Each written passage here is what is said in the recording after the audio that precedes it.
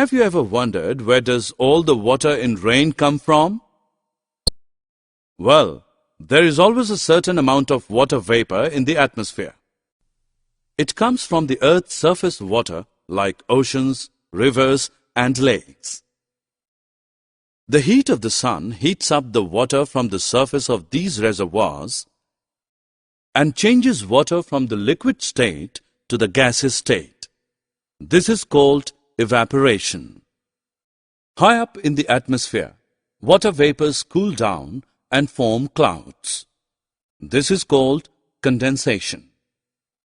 When the water molecules in clouds begin to collect, they form bigger droplets and fall down as rain, snow, or hail, depending upon the temperature. This is called precipitation. Finally, the water reaches the water bodies and gets collected there.